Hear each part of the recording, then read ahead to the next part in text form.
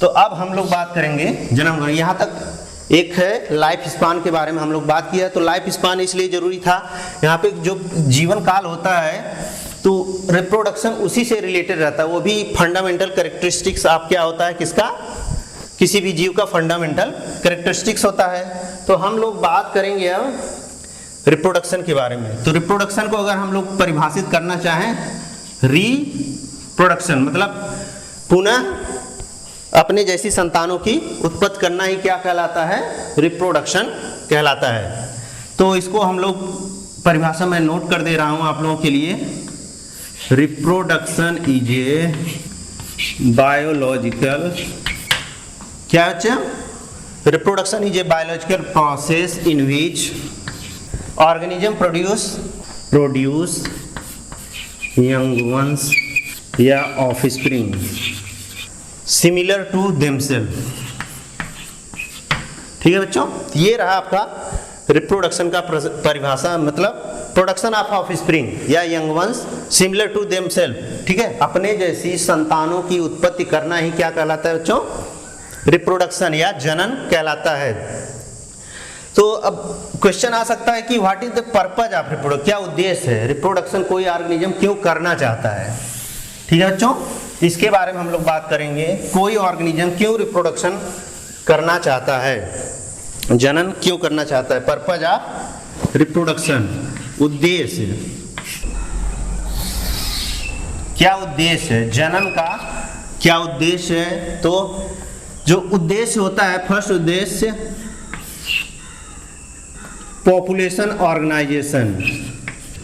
ठीक है बच्चों, तो पहला उद्देश्य क्या मैं बता रहा हूं कि जो पॉपुलेशन ऑर्गेनाइजेशन है, मतलब जो विभिन्न प्रकार की पॉपुलेशन है, जैसे कि यंग इंडिविजुअल हो गए, एडल्ट हो गए और एज्ड वृद्ध, ये जो पॉपुलेशन का ऑर्गेनाइजेशन किसके द्वारा होगा, रिप्रोडक्शन के ही द्वारा ही होगा। अगर रिप्रोडक्शन नहीं होगा तो जो यंग बच्चे हैं, चिल्ड्रेन हैं और एडल्ट हैं, मैच्योर हैं, ये सब एक पॉपुलेशन का संगठन नहीं हो पाएगा। दूसरा है कंटिन्यूटी ऑफ स्पीसीज।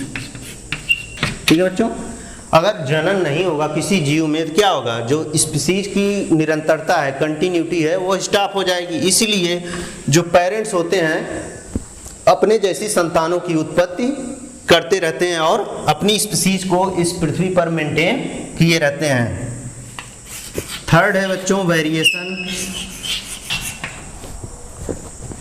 वेरिएशन मतलब जो सेक्सुअल रिप्रोडक्शन होता है उसके द्वारा जो है नए वेरिएशन, विभिन्नताएं संतानों में उत्पन्न होती रहती हैं। जो यूजफुल वेरिएशन होते हैं, विभिन्नता होती है, वह जो चेंजिंग इन्वायरमेंट है, जो बदलता हुआ वातावरण है, उसके साथ एडजस्ट करने के लिए बहुत जरूरी होता है वेरिएशन। और वेरिएशन के द्वारा ही इवोल्यूशन भी होता है, जो विकास होता है उसके बाद, इसके इवोल्यूशन के बारे में हम लोग एक चैप्टर है पूरा, उसके बारे में हम लोग बाद में पढ़ेंगे।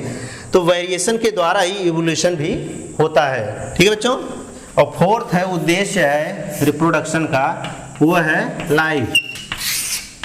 तो जो लाइफ होती है बेटा, जीवन, लाइफ एग्जिस्ट करती है अर्थ पे, किसके द्वारा, exist on earth due to reproduction. ठीक है बच्चों, तो ये चार उद्देश्य हैं किसके, रिप्रोडक्शन के, जनन के चार उद्देश्य हमने यहाँ बताया। पॉपुलेशन ऑर्गेनाइजेशन, विभिन्न एज वर्ग की पॉपुलेशन, वो यंग हो सकता है, एडल्ट और एज, ये सभी मिलकर एक पॉपुलेशन का संगठन बनाते हैं। दूसरा मैंने बताया कंटिन्यूटी ऑफ स्पीसीज, रिप्रोडक्शन के द्वारा जो है पेरेंट्स अपनी जैसी संतानों की उत्पत्ति करते हैं और स्पीसीज को कंटिन्यू, अपनी जातियों को मेंटेन रखने के लिए पृथ्वी पर कंटिन्यूटी बनाए रखते हैं। तीसरा है वेरिएशन। वेरिएशन के द्वारा क्या होता है बच्चों, जो बदलता हुआ इन्वायरमेंट है इसमें एडजस्ट करने के लिए क्या करते हैं, वेरिएशन होता है। वेरिएशन के द्वारा इवोल्यूशन भी होता है, विकास भी होता है। और चौथा है लाइफ। लाइफ जो किसके बदौलत होती है, रिप्रोडक्शन के द्वारा ही लाइफ की एग्जिस्ट होती कहाँ पे, अर्थ पे लाइफ एग्जिस्ट रहता है। ठीक है, इसके बाद नेक्स्ट टॉपिक हम लोग आप पढ़ेंगे बेटा, जो कि क्या है कि टाइप्स ऑफ रिप्रोडक्शन, जनन के प्रकार।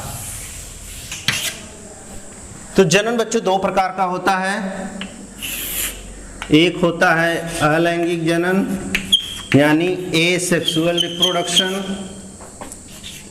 और दूसरा होता है बच्चों सेक्सुअल रिप्रोडक्शन।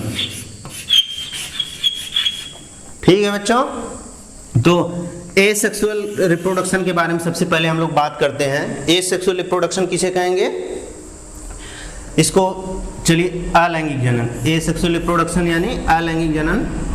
वेन, इसको हम डिफाइन कर देते हैं, वेन ऑफ स्प्रिंग मतलब बच्चों यंग वंस, यानी जो चाइल्ड बच्चा होता है उसको ऑफ स्प्रिंग कहते हैं। When of spring produce from single parent, when of spring produce from single parent. ठीक है बच्चों, without the involvement of gamete fusion the reproduction is asexual. ठीक है बच्चों, एसेक्सुअल रिप्रोडक्शन किसे कहेंगे? इसमें दो सेक्स का इन्वॉल्वमेंट नहीं होता, that means there is no need of gamete fusion. केवल एक पेरेंट ही सफिशिएंट होता है यंग वंश या बच्चे संतान की उत्पत्ति करने के लिए। क्या करा है? When offspring produce from a single parents, जब संतानों की उत्पत्ति कैसे होती है? केवल एक पेरेंट से, सिंगल पेरेंट से होती है, और यहाँ पे गैमीट का फ्यूजन नहीं होता। गैमीट क्या होते हैं बच्चों? जैसे स्पर्म, शुक्राणु और अंडाणु, ये क्या हो गए? गैमीट हो गए। यहाँ पे इन दोनों का फ्यूजन नहीं होता है। तो ऐसे रिप्रोडक्शन को क्या कहा जाएगा? Asexual reproduction. That means asexual reproduction क्या होता है? यूनिपेरेंटल होता है। केवल एक पेरेंट जो होते हैं इन्वॉल्व होते हैं किसमें? जनन प्रक्रिया में। ठीक है बच्चों, इसलिए इसको एसेक्सुअल रिप्रोडक्शन कहते हैं।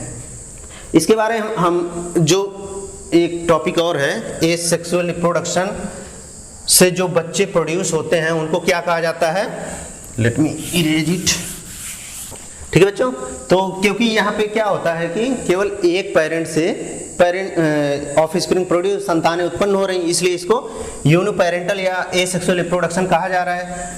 तो जो संतानें उत्पन्न होती हैं वो मॉर्फोलॉजिकली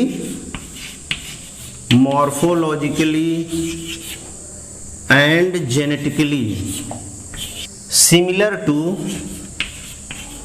देयर पेरेंट। ठीक है बच्चों, अब अपने पेरेंट से हूबहू एकदम एग्जैक्ट कॉपी होगी।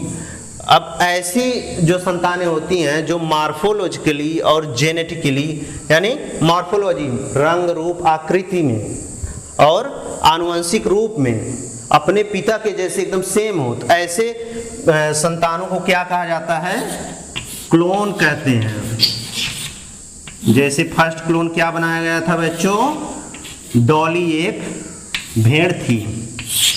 ठीक है बच्चों, क्लोन कहा जाता है। दैट मीन्स क्लोन किसे कहेंगे? ऐसी संतानें जो अपने माता पिता से मॉर्फोलॉजिकली या रंग रूप, आकार, आकृति और आनुवंशिकी में एकदम एग्जैक्ट कॉपी हो। ठीक है बच्चों, ऐसे संतानों को क्या कहा जाएगा? क्लोन टर्म दिया जाता है। ठीक बच्चों, इसके बाद हम लोग बात करेंगे टाइप्स ऑफ एसेक्सुअल रिप्रोडक्शन।